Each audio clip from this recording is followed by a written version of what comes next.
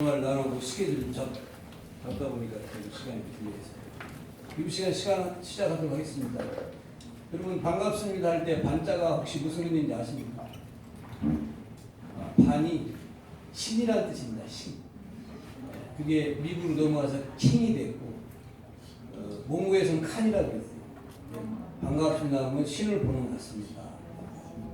감사합니다 할 때 감이 혹시 무슨 뜻인지 아세요? 그것도 신이라는 뜻입니다. 신이 내게 임했다. 그래서 감사합니다. 그러거든요. 그 다음에 고맙습니다 할 때 고가 무슨 뜻인지 아세요? 신입니다. 옛날에 땅꼬마 할 때 꼬마가 신이라는 뜻이에요. 고가 신이라는 뜻입니다. 고맙습니다 하면 제가 신이 된 것 같습니다. 그런 뜻이에요. 그럼 반갑습니다 하면 신을 만난 것 같습니다. 감사합니다 하면 신이 임한 것 같습니다. 고맙습니다 하면 내가 신이 된 것 같습니다. 그럼 여러분 이 토론회를 진행해 쭉 가시고 마지막에 가면 반갑습니다로 시작해서 감사합니다로 이렇게 진행하다가 고맙습니다로 이렇게 마치게 되는 겁니다. 처음 들어주셔서 그래서 아까는 고맙습니다로 시작했는데 지금 감사합니다 이렇게 시작하겠습니다. 감사합니다. 자, 2부 토론회 안내를 시작하겠습니다. 이게 질의응답 시간인데요. 2부를 시작하기 전에 간단하게 제가 두 분께 질문 하나 먼저 드리겠습니다. 양식이니까 양식은 또 농사를 지어야 거둘 수가 있는 것인데 이거 우리가 하늘 농사도 촌농이라고 합니다.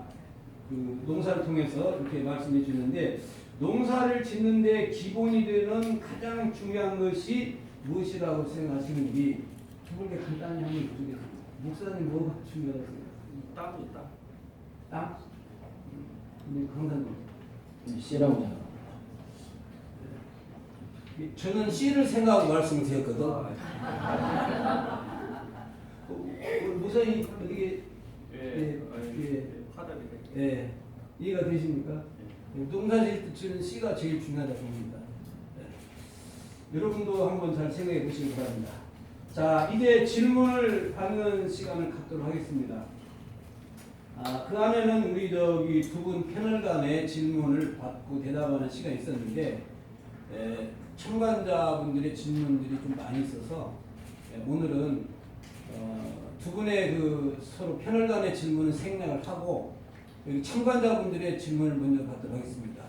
오늘은 특별히 장로교 그 교회가 어디라고 하셨나요? 세서만교회 담임 목사님께서 오늘 참관해 주셨는데 목사님께서 그 장로교 입장에서 질문이 하나 있다고 해서 먼저 목사님의 질문을 먼저 받아보도록 하겠습니다. 여러분 박수 부탁드립니다. 반갑습니다.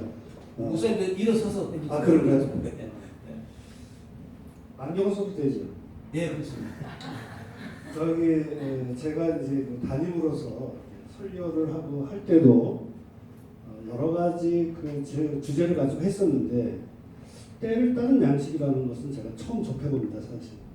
그래서 지금 때를 따른 양식을 제가 처음 접하면서 놀란 것은 뭐냐면 이렇게 많은 내용이 있었나 싶어서 깜짝 놀랐습니다.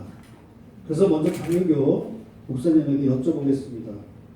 때를 따른 양식이 천국 보급이라고 하셨잖아요. 그리고 그 전하는 자가 있는데 전하는 자가 누군가요? 그러면? 뭐 깨달은 자가 전하에. 특정인은 없고 다수가 되나요? 그렇죠. 어떤 개인적인 특정인이 아니고 성경을 통해서 성령으로 말미암아 깨달은 자가 증거합니다. 그래서 그것을 어떤 기준으로 어떻게 깨달았는지 어떻게 알 수 있는지가 좀 궁금했어요.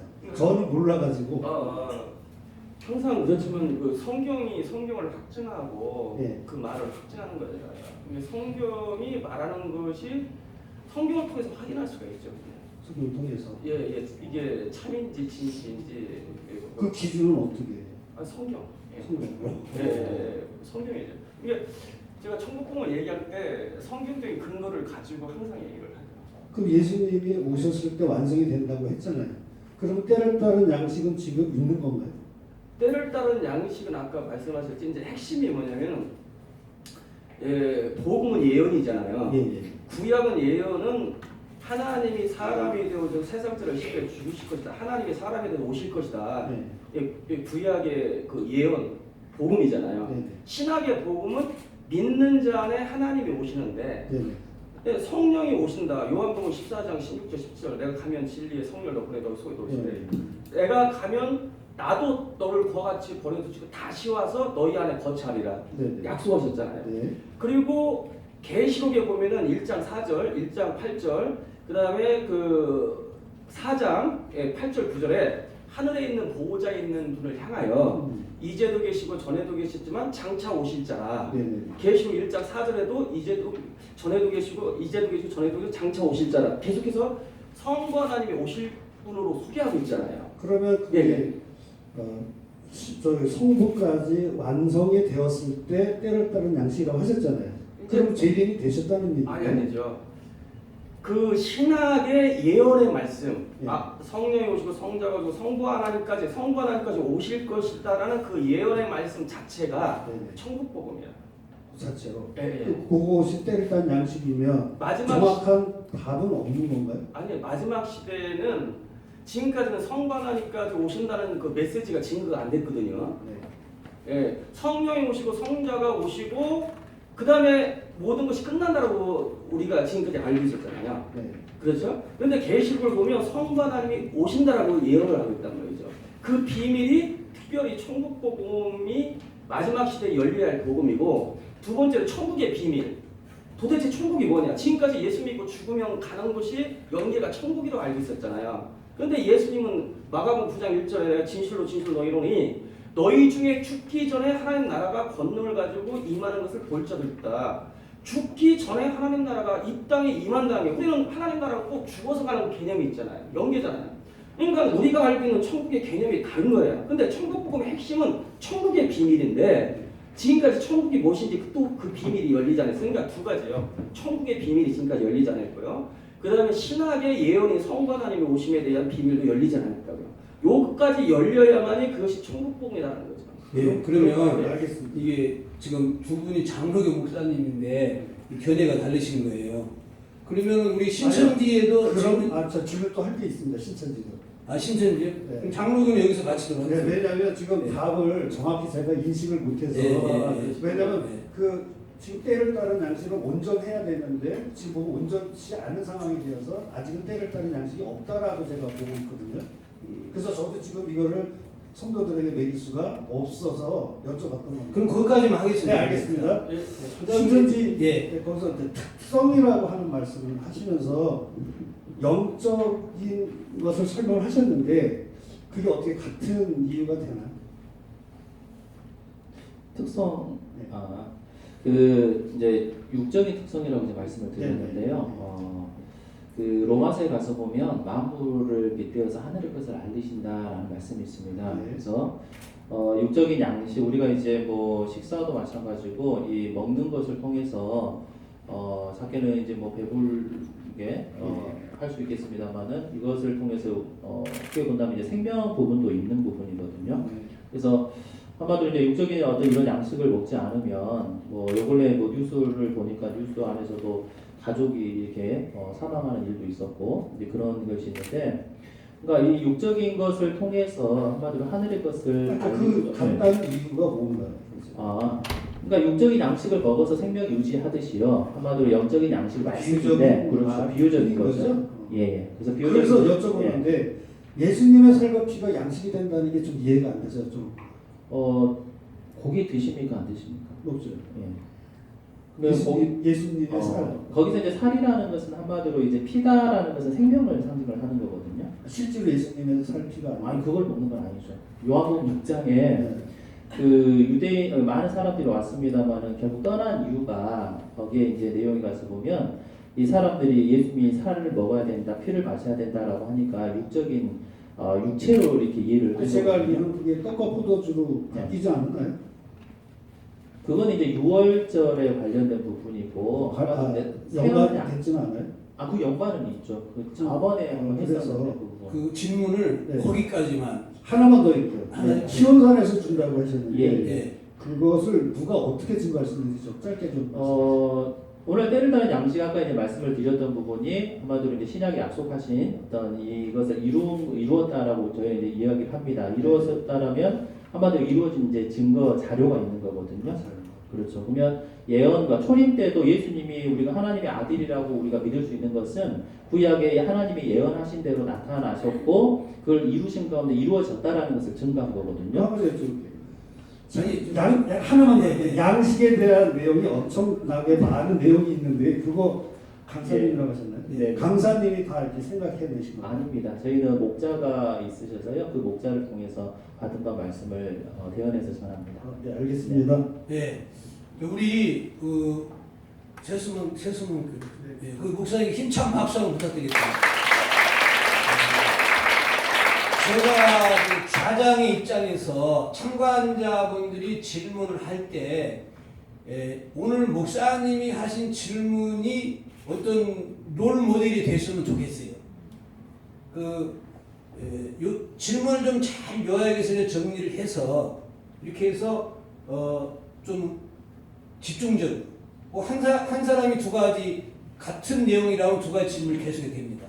그렇게 해서 이게 좀 심층 있고 불꽃 튀는 그런 질문 됐으면 좋겠는데 손 들기도 힘들어 하시고 질문 내용도 물론 어떤 분도 잘 하시기도 하지만 상당히 무겁게 질문을 하시는 분도 계시는데 여러분들도 우리 목사님처럼 아마 그런 의문 사항이 많이 있을 겁니다.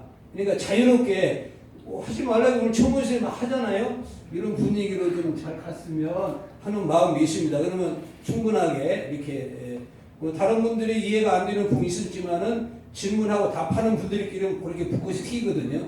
그런 좋은 시간이 됐으면 좋겠습니다. 다시 한번 목사님께 감사를 드립니다. 박수는 안 쳐도 됩니다. 자, 이번에는 그 참가자 그러면 질문을 이제 여러분 받아보도록 하겠습니다.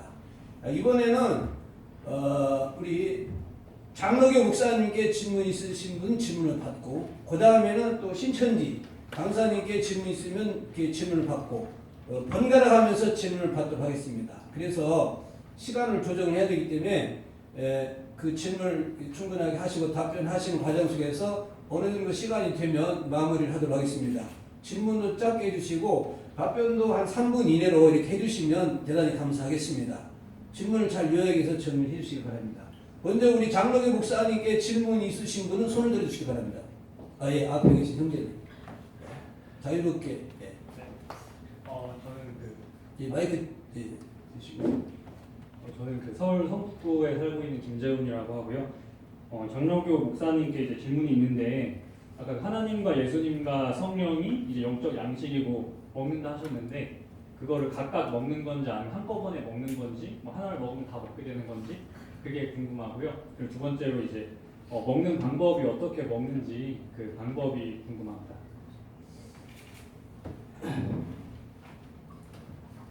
그래서 이제 삼일체를 정리가 돼야 이제 거부이 되거든요. 이제 우리 신학에서도 또 이제 목사님도 아니면 또 성도에게 이게 막 어려운 부분이에요.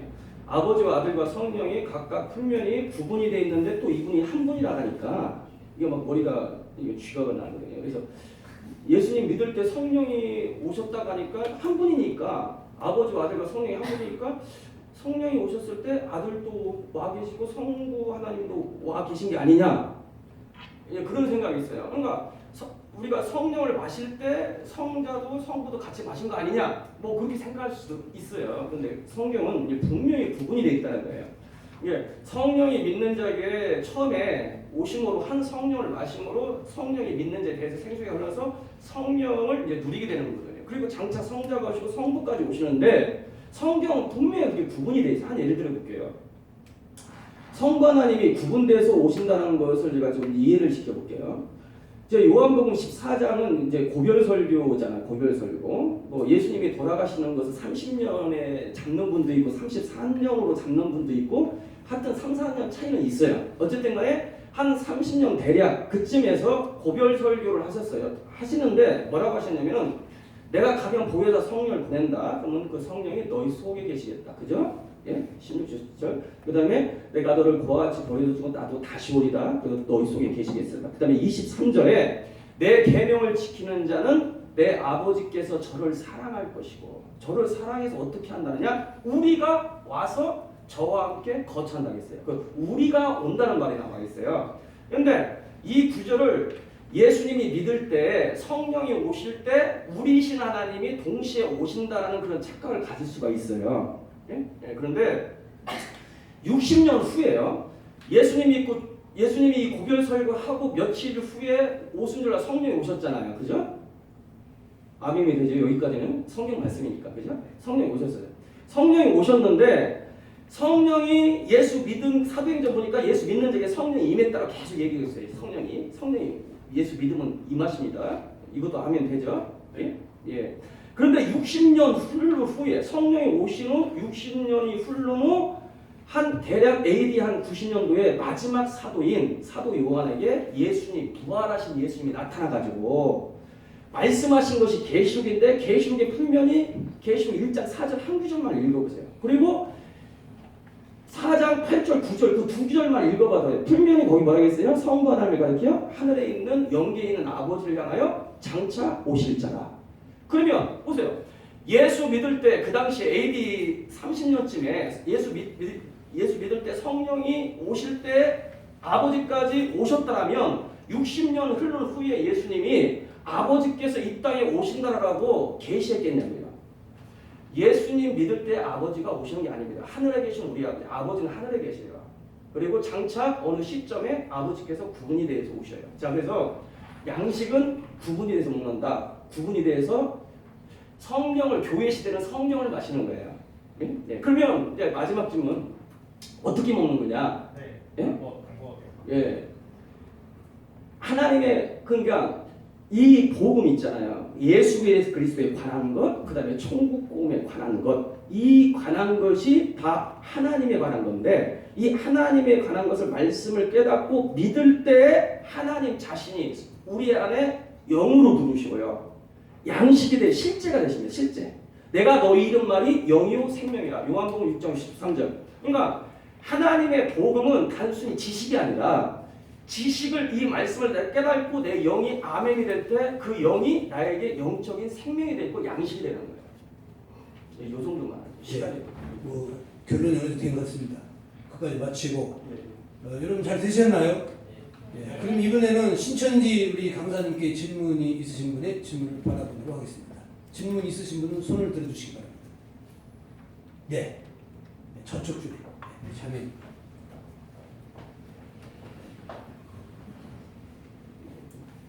안녕하세요. 저는 신림동에서 온 오지은이라고 합니다. 먼저 신천지에서 얘기해 주신 것 중에서 나의 소와 살찐 짐승에 대해서 좀 자세하게 설명을 해 주십사 궁금해가지고 설명해 주셨으면 좋겠고, 그리고 그 양식을 먹는 자들도 있고 못 먹은 사람들도 있을 거 아니에요. 그 사람들의 좀 차이가 결과가 어떻게 나올지 궁금합니다. 네. 좀 어려운 내용일 수도 있는데요. 좀 설명을 드리면 마태복음 24장에서는 이제 때를 따른 양식이다라고 말씀을 하시고 그럼 이것은 이제 주 예수님 다시 오실 때에 있어지는 또 사건 가운데 말씀을 하시는데 이제 예수님 다시 오셨을 때에 오시기 전에 이제 혼인 잔치집이 열린다라고 말씀을 하시거든요. 그럼 이제 그 혼인 잔치집에 대해서는 이제 마태복음 22장에 말씀을 해 놓으신 겁니다. 그러면 청하는 일이 있게 되는데 그 청할 때에 오찬을 준비해 놨다. 그래서 그 오찬이 나의 소와 살찐 짐승이다 라고 말씀을 하십니다. 그러면 거기서는 뭐 소고기 먹고 뭐 이런 걸 그런 게 아니라 이것도 하나 이제 비유적인 표현입니다. 그러면 나의 소와 살찐 짐승이라 했었을 때 하나 이제 짐승을 먹는다라고 이야기를 하는 부분인데 뭐 사도복음서나 서신서에 가서 보면 이것에 대해서 뭐 정확한 답이 내려진 건 없습니다.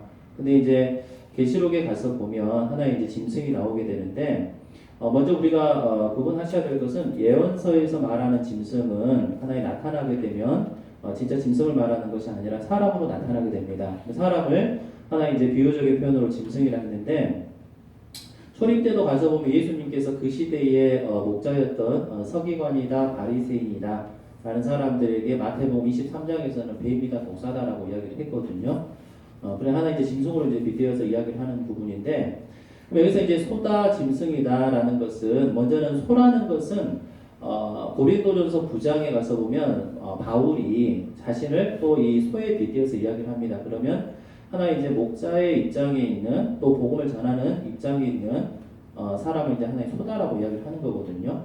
근데 이제 이 소를 잡았다는 것은 이 소가 하나님께서 잡았다는 것은 심판을 의미를 합니다. 그러면 계시록으로 가서 보니까 먼저는 하나님께서 예수님께서 택한 존재들이 나오는데 계시록 1장에 가서 보면 7별이라 하는 7사자가 먼저 예수께서 택하셨다라고 말씀하시고 2, 3장에 가서 보면은 첫사랑이라고 이야기를 합니다. 그런데 그러나 이들이 처음부터 일을 참 잘했으면 좋은데 결국은 이제 계시록의 사건을 통해 가서 보면 이들이 이 예수님을 등지는 사건이 나오게 되고 결국은 이들은 이제 계시록에서는 한마디로 뭐 했다고 하냐면 계시록 13장에 가서 보면 이제 배도했다라는 이제 뭐 직접적인 표현은 없습니다만은 결국 말씀을 등지는 거거든요. 그러면 결국은 이제 하나님께서 심판을 하실 때에 성경에 가서 보면 구약서도 마찬가지입니다만은 이방을 들어서 몽둥이 삼아서 심판하신다라고 하십니다. 계시록 13장에 가서 보면 바다에서 이제 이 짐승이 올라오게 되는데 그 짐승이 이 하늘이라 불리는 그 장막을 사로잡게 됩니다. 결국은 이제 하나님께서 택하셨던 예수께서 택하셨던 이 백성인 그들을 이 방에서 올라오는 그 짐승에 의해서 이제 심판을 하게 되는데 결국은 이 과정을 통해서 좀 세부적인 말씀을 드리기도 합니다만은 이 과정을 통해서 우리가 이제 이 사단의 존재에 대해서 나타나게 됩니다. 그래서 계시록 13장에 가서 보면 그 짐승에게 용이 권세를 준다라고 하거든요. 보좌와 능력과 권세를 준다고 하는데 한마디로 용이 주관한다는 소리입니다. 그래서 하나님께서는 또 예수께서는 이 짐승 또한 이제 심판을 하시게 되는데 결국 이 짐승이 하나님의 백성을 하나 이제 잡아먹었기 때문에 한마디로 사로잡았기 때문에 마태복음 22장에서는 살진 짐승이다라는 표현을 하고 있습니다. 그래서 계시록에 가서 보면 16장, 17장, 18장을 통해서 이 소의 입장인 하나님의 이 목자와 또 그 목자를 사로잡고 그 장막을 사로잡은 이 짐승에 대해서 심판을 하게 되고 계시록 19장에서 혼인 잔치가 열리게 되는데 그럼 여기가 혼인 잔치라는 것도 증거가 돼야 되지 않습니까? 마무리 부탁드리겠습니다. 그래서 한마디로 이제 18장까지 있어지는 그 사건을 증거할 수 있고 그 이루어지고 나타난 사건을 증거하는 그 말씀이 하나의 양식이 되고 그 양식의 어떤 양식이냐 한마디로 나의 소와 탈진 짐승이다라고 이야기를 하고 있는 겁니다. 원래 3분을 드리고 있는데 6분을 쓰셨기 때문에 우리 장로교 목사님께 더 이렇게 답변하는 질문하는 그 시간을 한번 더 드리도록 하겠습니다. 근데 지금 우리 신천지 강사님 그 답변 중에 아까 우리 자매님이 그 결과가 어떻게 되느냐 하는 부분은 아직 그 답이 없으신데 다음 기회가 오면 그 마무리하고 다음 질문 받도록 하겠습니다. 자, 우리 장로교 목사님께 질문 있으신 분은 손을 들어주시기 바랍니다. 예, 우리 장로님.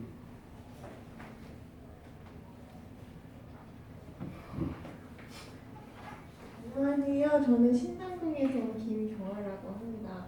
저는 양식은 무엇인가 이 부분에서 제가 생명나무랑 선악을 알게 하는 나무가 성자를 가리킨다고 하셨는데요. 생명나무, 선악을 알게 하는 이 나무를 먹으면은 창세기에서 봤을 때 정령 죽는다고 하였던 걸로 제가 읽었던 걸 기억이 나서요. 근데 이게 예수님을 상징한다는 근거가 어떻게 되는지 궁금합니다.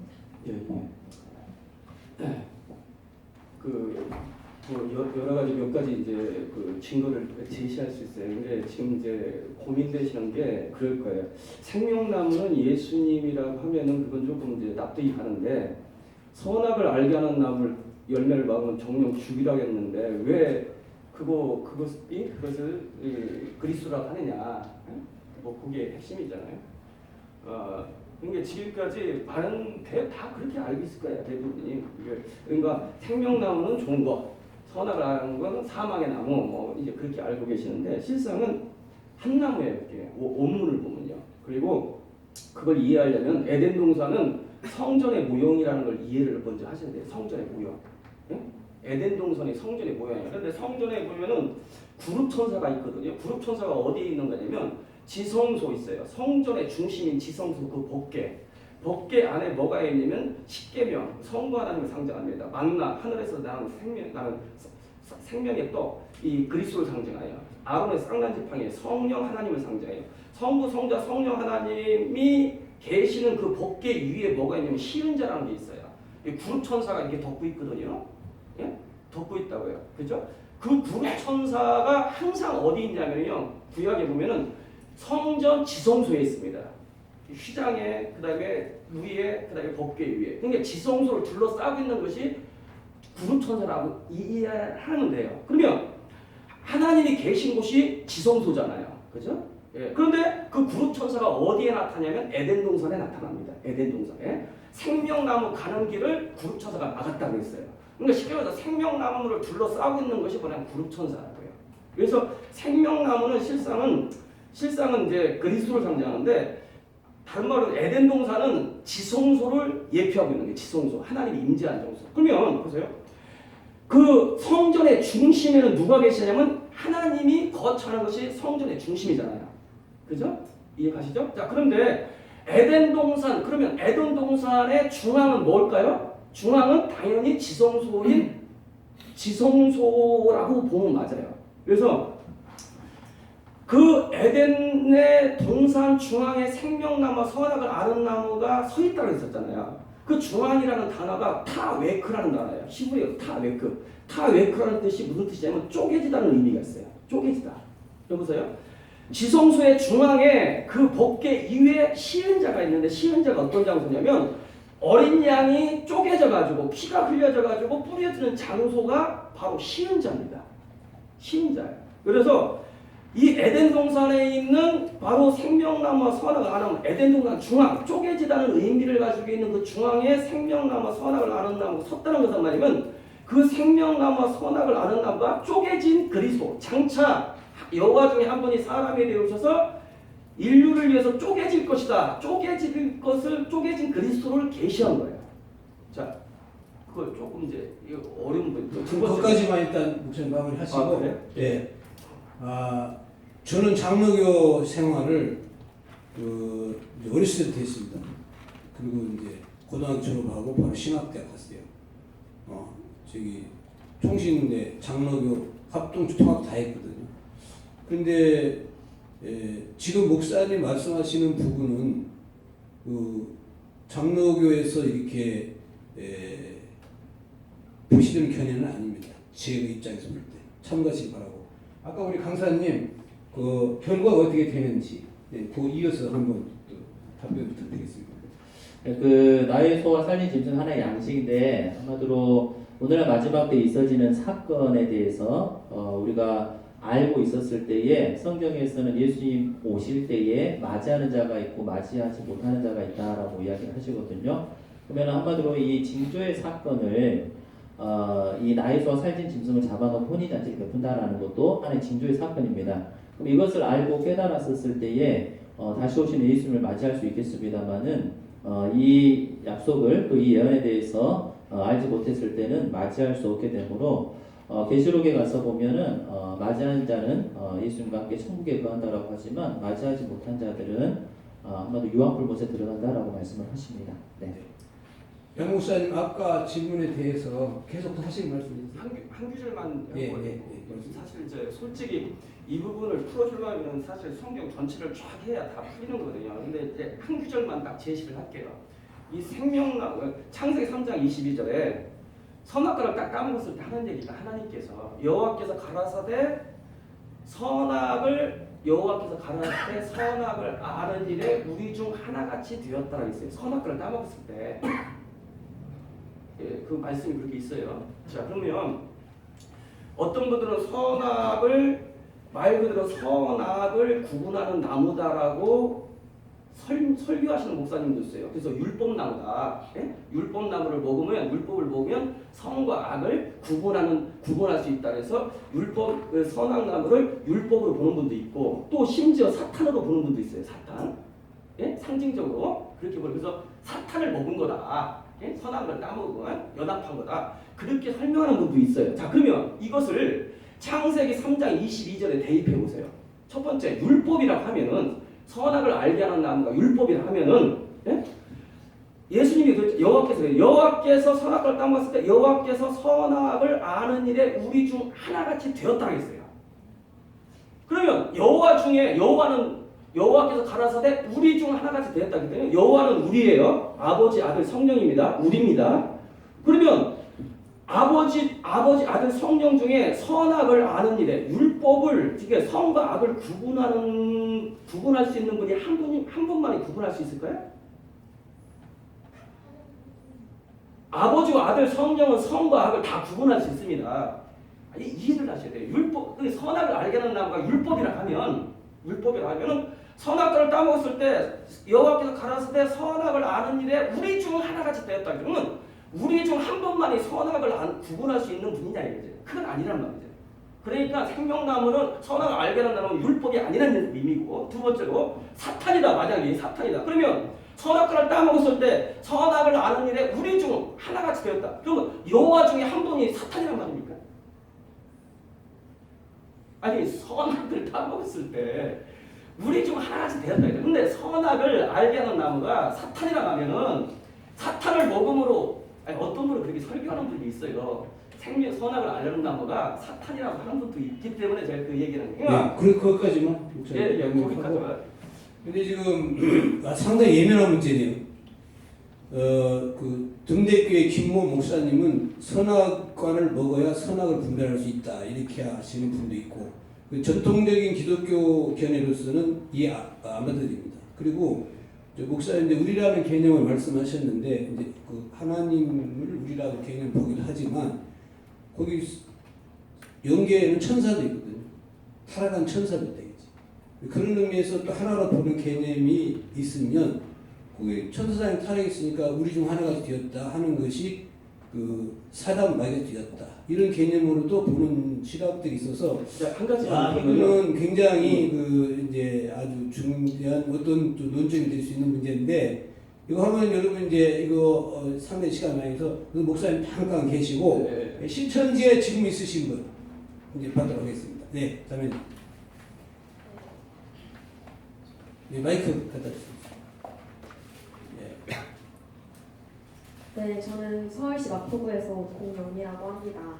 그 마태복음 24장 36절에 보면은 그 날과 그때는 천사들도 아들도 모르고 아버지만 아신다고 하시는데, 그러면 저희는 그때를 알 수 없는 것인지 여쭙겠습니다. 네, 그 마태복음 24장에 이제 예수님께서 그 때에 대해서 이야기를 하시고 그날에 대해서 이야기를 하시는데, 거기에 내용에 나와서 그 내용에 가서 보면은 하늘에 있는 천사도 아들도 알지 못하고 오직 아버지만 아신다 이렇게 이야기돼 있거든요. 그래서 오늘날 많은 이제 신앙하시는 분들이 절대 사람의 생각으로 또 우리 사람은 하나님의 것을 절대로 우리가 알 수 없다 이렇게 이야기를 많이 하고, 그래서 이제 그냥 어떤 믿음으로 이제 신앙을 해야 된다 이렇게 이제 이야기를 하시는데요. 그 내용에서는 그렇게만 말씀하셨습니다만은 성경 전반에 걸쳐서 가서 보면 하나님에 대한 것을 밝히 알려준다라고도 말씀을 하시거든요. 그래서 요한복음 16장에도 예수님께서 지금은 아버지에 대한 것을 비사로 이야기하지만 그때에는 아버지에 대한 것을 밝히 알려주신다라고 이야기를 하십니다. 그럼 우리가 이 마태 24장의 내용만 봤었을 때는 사람이 절대 알 수 없다 이렇게 이야기를 할 수 있겠죠. 그러나 사도 바울도 고린도 전서에 지금은 부분적으로 알지만 그날은 얼굴과 얼굴을 대하여 보는 것처럼 밝히 알게 된다라고 말씀하신 것처럼 온전히 우리가 알 수 있는 데가 있는 겁니다. 그러면 우리가 쉽게 표현하면 아버지밖에 알지 못한다면 말 그대로 아버지가 알려주시면 아는 거거든요. 예전에도 한번 이 자리에서 말씀을 드린 것 같은데요. 저희 집 그 비밀번호를 이번에 바꿨어요. 집 문 비밀번호를. 몇 번인지 아십니까 혹시? 저만 알겠죠. 저희 가족하고 이 자리를 빌어서 밝히는데요. 112900입니다. 아셨죠? 네. 그러니까 이런 것처럼 아버지만 어쩔 수 없이 아버지만 아실 때가 있지만 성경에서는 알려주신다고 하셨기 때문에 알려주신 때가 있다라고 하시고 그 내용까지랑도 이야기를 하시기 때문에 우리가 알 때가 있는 것이고 이것은 알 수 있는 부분입니다. 네, 이상입니다. 감사합니다. 우리 양 목사님께 질문하는 문제는 여러분들이 의견을 한번 물어보도록 하겠습니다. 선악나무에 대한 부분을 계속해서 목사님 의견을 들어볼 것인지 아니면 이 정도 설명했으니까 됐고 다음 질문 있어서 다음 질문을 했으면 좋은지 여러분 한번 의견을 물어보도록 하겠습니다. 먼저 양 목사님의 그 선악과에 대한 질문을 그 답변을 계속 듣고 싶다 하시는 분 한번 손 들어주세요. 네, 그 다음에 다른 질문을 해서 목사님께 여쭤보고 싶다 하시는 분 있으면 손 들어주세요. 예, 손 들으세요. 그러면 그 부분에 대한 문제는 또 다음에 목사님. 왜냐하면 상당히 이게 한번 이게 심각한 문제입니다. 이게 지금 제가 볼 때. 그래서 그 부분은 한번 나중에 시간을 갖도록 하고 그러면 우리 양 목사님께 질문 있으신 분은 손을 들어주시기 바랍니다. 네, 우리 안경 쓰시는 분들. 둘 다 안경 썼는데 앞에 안경 쓰십니다. 네, 일산에서 온 25살 김원백이라고 합니다. 선악나무 굉장히 궁금한데 여쭤보고 싶은 게 있어가지고 때를 따른 양식이 여기 발제문에 보면 시대마다 나누어주는 복음이라고 이렇게 말씀을 하셨는데 그러면 시대는 몇 가지로 나누어지고 그 나눠지는 기준은 어떻게 되며 그럼 그때마다 복음의 내용은 어떻게 다른가 이게 조금 궁금해서 질문을 한번 드리고 싶습니다.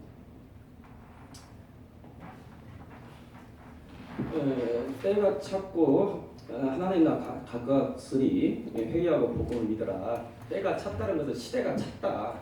그러니까 주님을 기점으로 시대가 이제 한번 크게 이제 구분이 되는 거죠.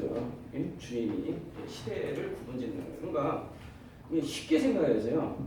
성경에서 시대를 구분시키는 것이 여러 방법이 있겠죠. 근데 제 입장에서는 하나님이 오시는 시점이 인류 역사의 시대를 완벽하게 구분하는 거다. 첫 번째 하나님의 오심이 성육신 사건입니다. 독생하신 요한복음 1장 18절에 본래 하나님을 본 자로 쓰되 하나님의 품속에 계신 독생하신 하나님이 나타나셨느니라. 하나님이 나타나심으로 시대가 완벽하게 구분이 됩니다. 율법 시대에서 이 구약의 성취된 신학의 실상의 시대로 이제 첫 번째 구분이 되고요. 두 번째로 성령이 믿는 자에게 오신 사건. 그것이 이제 일명 교회사에서 교회 시대라고 하죠. 성령 시대. 성령 시대가 있어요. 그리고 장차 성자 하나님이 오심으로 그리스도가 왕노를 하는 계시록 11장에 그리스도가 오시면 이 세상 나라를 아들의 나라로 바꿔서 그리스도가 왕노를 하는 나라. 그것이 일명 천년왕국이라고 하거든요. 물론 이제 이게 세대주의다 뭐다 하지만 저 입장에서는 천년왕국의 시대가 있음을 나는 믿습니다. 그 시대가 구분이 된다.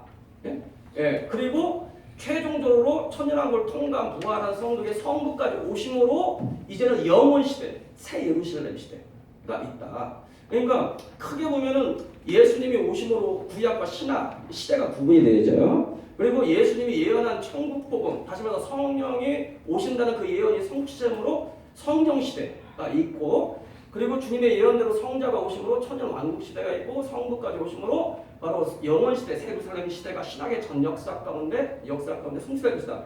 시대를 또 크게 구분했을 때 절기를 이해를 하면 돼요. 절기. 7대절 있잖아요.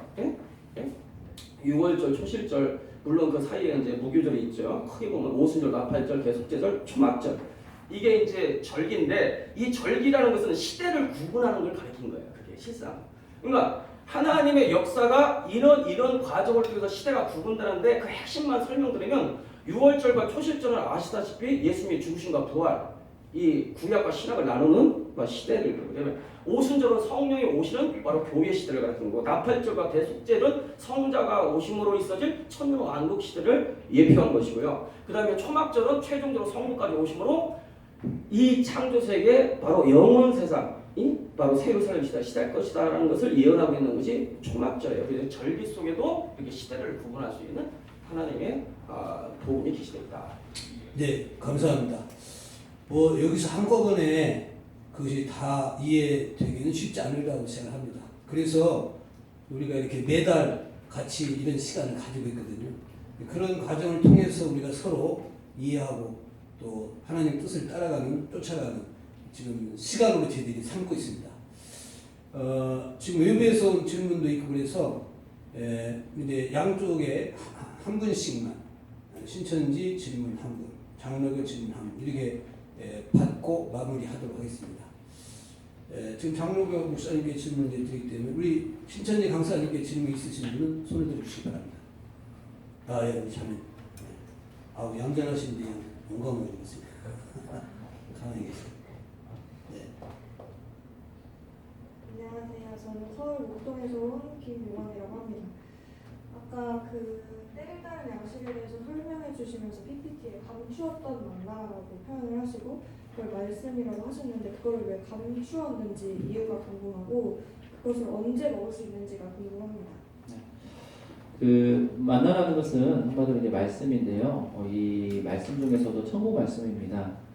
이 천국 말씀이라는 것은 이 말씀을 통해서 천국을 알리고 또 천국에 대해서 이야기를 하는 부분인데 감췄다는 것은 우리가 이치적으로 생각해봐도 그냥 뭐 어떤 물건에 대해서 그냥 감추진 않지 않습니까? 그러니까 한마디로 감춘다는 것은 예를 들어서 집에서 나올 때도 뭐 문을 비밀번호로 이렇게 닫아놓고 이렇게 하는 거는 한마디로 회방하는 존재 또 이제 훔치고자 하는 그런 존재가 있기 때문에 감출 수밖에 없는 것이고 그런 존재가 없다면 굳이 감출 필요는 없죠.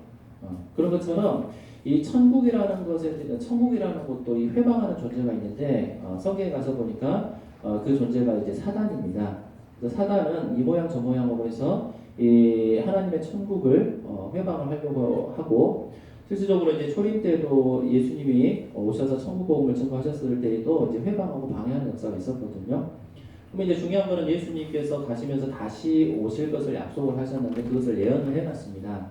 그러면 이 예언을 해놓으신 것이 약속인데 이 약속을 있는 그대로 해놓으면은 사단이가 그냥 있지 않거든요.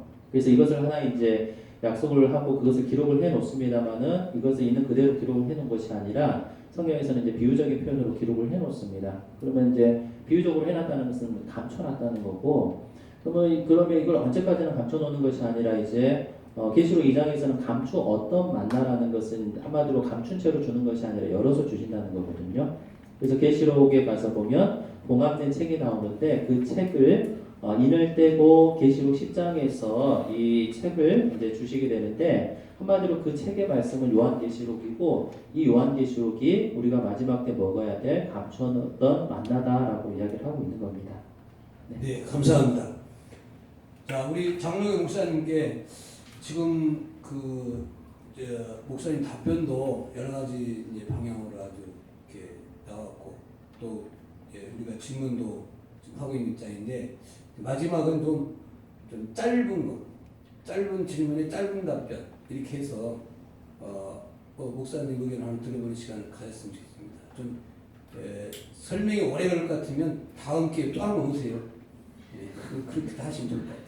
자, 장로교 우리 양 목사님께 질문 있으신 분은 손을 들어주시기 바랍니다. 짧은 질문이니까 없네 이제. 그러면 제가 양 목사님께 잠깐 한번 질문 드려도 되겠어요? 천국복음 얘기가 지금 이제 이렇게 나와 있는데, 천국복음 열려야 한다는 것이 이제 두 분의 그 발제문에 이제 나와 있는데, 아까도 이제 잠깐 언급을 했지만, 천국복음의 비밀이 목사님께서는 뭐 거의 지금 열리지 않았다는 게 보시면 돼요.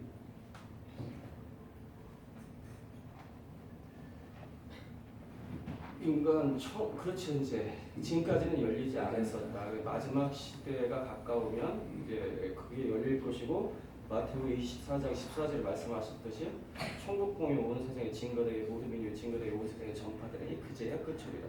그래서 마지막 시대는 반드시 천국복음이 열려야 하는데 그 시점이 이제 다가왔다. 현재 천년왕국 안에 이루어지는 그게 교회 시작 가운데 이른비 성령 오순절날 그 이른비 성령을 통해서 이 예수 그리스도가 누군지 그 구약의 복음의 성취 예수의 비밀이 온 땅에 그 복음이 증거됐고 이 마지막 시대는 늦은 비의 성령 그 계시록에서 일곱 영이라고 했고 일곱 영의 역사가 있으면 그 하나님의 아들이 오셔서 증거한 천국 복음의 비밀이 이제 마지막 시대 일곱 영의 역사를 통해서 뚜껑이 열려서 증거될 것이다. 네, 알겠습니다. 감사합니다. 두 분께 힘찬 박수 부탁드리겠습니다.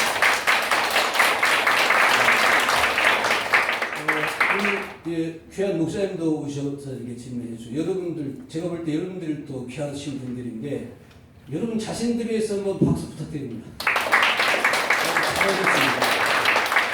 그 목사님을 위해서 치나 여러분 자신을 위해서 치나 역시 박수 소리는 그냥 별로네요, 그죠? 지금은 이제 우리 외부에서 이렇게 참관했던 분 중에서 질문을 이렇게 해오신 분들이 계셔서 취합을 해서 두 분께 공통으로 한번 질문을 드리는 시간을 갖도록 하겠습니다. PPT 한번 띄워주세요. 네. 네. 현재 이 발제문과는 상관없이 지금 이 시간에는 발제문 중심으로 이렇게 질문하는데 발제문과는 상관없이 이제 참관하고 가셨다가 또 외부에 계신 분들이 궁금해서 이렇게 여쭤보는 질문입니다. 근데 첫 번째 최근 명성교회 세습 문제로 이슈가 있었는데요. 이런 일들이 가면 갈수록 빈번하게 일어나고 있는 것 같습니다. 목사님의 입장으로서 또 우리 강사님 입장으로서 한국 기독교의 현실을 앞으로 어떻게 보시는가요? 우리 먼저 강사님. 이거는 이제 지극히 이제 저 개인의 의견입니다.